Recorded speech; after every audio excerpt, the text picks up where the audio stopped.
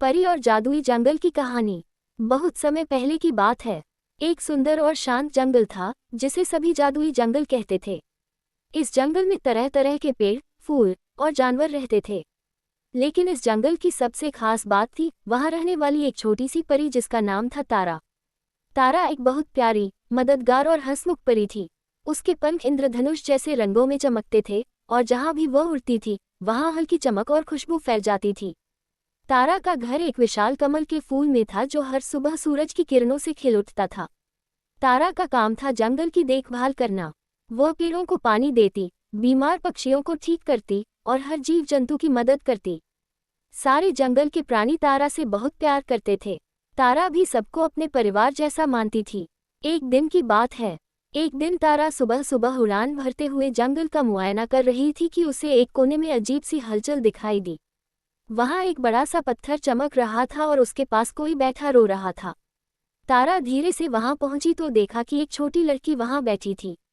वह इंसानी दुनिया से थी और शायद रास्ता भटक गई थी। तारा ने नर्म स्वर में पूछा, तुम कौन हो? यहाँ कैसे आए? लड़की ने रोते हुए कहा, मेरा नाम अनाया है।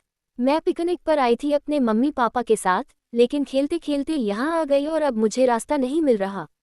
तारा ने मुस्कुराते हुए उसका हाथ पकड़ा और कहा, डरो मत, मैं हूं ना। मैं तुम्हें घर पहुंचा दूंगी, लेकिन उससे पहले हमें एक काम करना होगा। अनाया ने हैरानी से पूछा, कैसा काम? जंगल की मुसीबत। तारा ने बताया कि जादुई जंगल की सबसे पुरानी जादुई झील धीरे धीरे सूख रही है क्योंकि पास के पहाड़ से आने वाली जलधारा कहीं बंद हो गई है। अगर झील सूख गई तो पेड़ पौधे, जानवर और सारी परिशक्तियां कमजोर पड़ जाएंगी। अनाया ने कहा, मैं तुम्हारी मदद करूंगी। फिर दोनों साथ चल पड़ी उस जलधारा की दिशा में। रास्ता मुश्किल था, कांटों वाले पेड़, अंधेरा गुफा और तेज बहती नदियां। लेकिन तारा की जादू और अनाया की हिम्मत से दोनों हर बाधा पार करती गईं। आखिरकार वे पहाड़ तक पहुंची और देखा कि एक बड़ा पत्थर रास्ता रोक रहा था जिससे पानी नीचे नहीं जा पा रहा था। तारा की ताकत से वह पत्थर नहीं हट पा रहा था। तभी अनाया ने पास के कुछ मजबूत लकड़ी के तनों और बेलों से एक छोटी सी लीवर पलड़ा बना दी।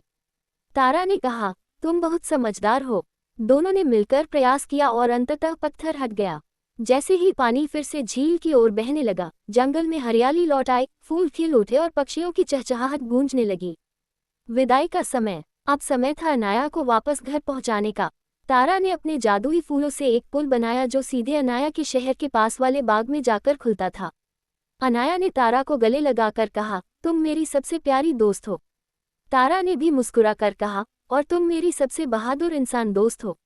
अनाया घर लौट गई, लेकिन वह हर रोज आसमान की ओर देखती, होपिंग कि तारा फिर कभी मिलने आए। सीख। इस कहानी से हमें ये सीखने को मिलता है कि मिलजुल कर काम करने से हम बड़ी से बड़ी मुश्किल को भी हल कर सकते हैं। दोस्ती, साहस और समझदारी से हर समस्या का हल निकलता है।